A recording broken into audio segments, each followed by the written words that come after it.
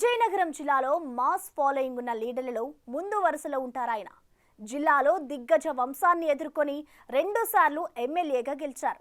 అలాంటి mass leader మొన్నటి ఎన్నికల్లో దారుణ పరాజయం తర్వాత సొంత పార్టీ వారికే కనిపించడం మానేశారు. పవర్లో ఉన్నప్పుడు హెలికాప్టర్తో పూలు చల్లించుకున్న ఆ ఘనపాటి ఇప్పుడు ముఖం చాటేయడంతో ఆయన పొలిటికల్ ఫ్యూచర్పై రకరకాల ప్రచారాలు మొదలయ్యాయి. ఇంతకీ ఆ లీడర్ ఎవరంటారా? Let's watch.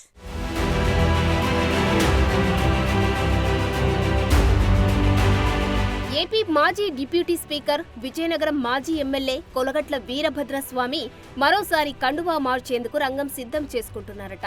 మొదట కాంగ్రెస్, తర్వాత ఇండిపెండెంట్, ఆ తర్వాత వైసీపీ, ఇలా సాగిన కొలగట్ల రాజకీయ ప్రస్థానం ఇప్పుడు కొత్త టర్న్ తీసుకోబోతుందని అంటున్నారు. కొలగట్ల జనసేన వైపు చూస్తున్నారన్న ప్రచారము జోరుగా సాగుతుంది.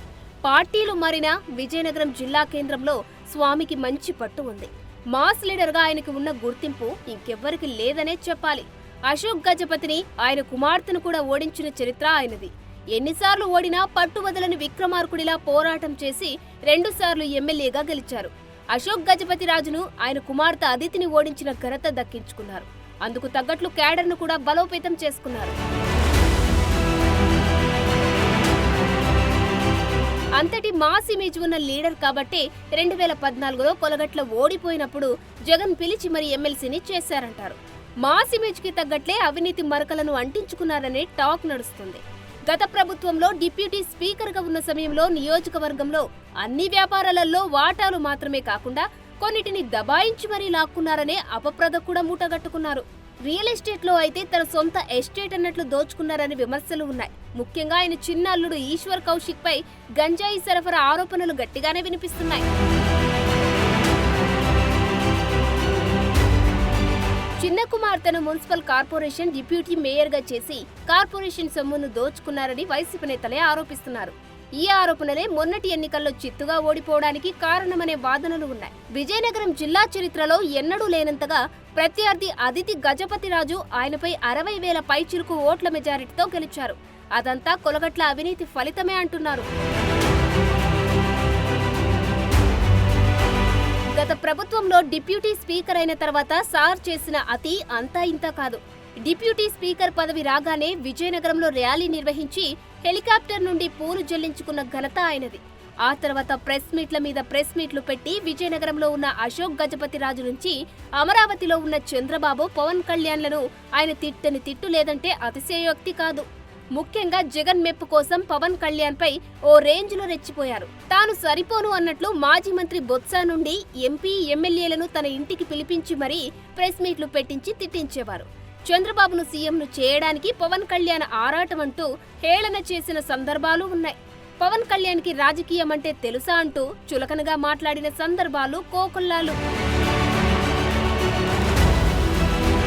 అయితే ఇదంతా ఇప్పుడెందుకు అంటే సారు ఇప్పుడు జనసేనలోకి చేరేందుకు విశ్వ ప్రయత్నాలు చేస్తున్నారట.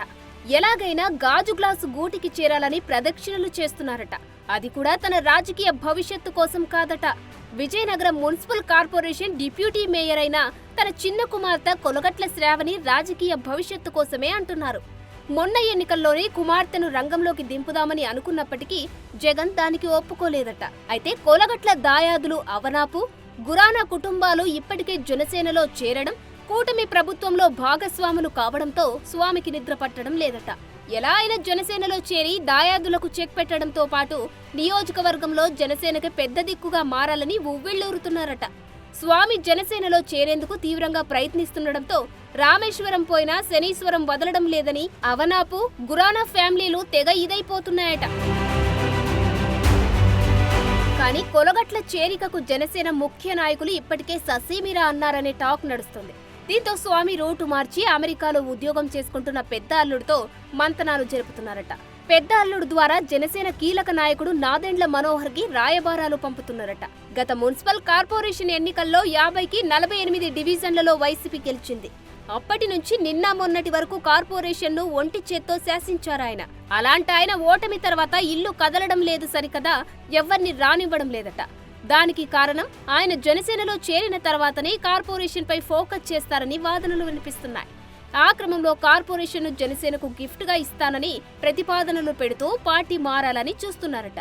మరి చూడాలి ఆయన ప్రయత్నాలు ఎంతవరకు ఫలిస్తాయో.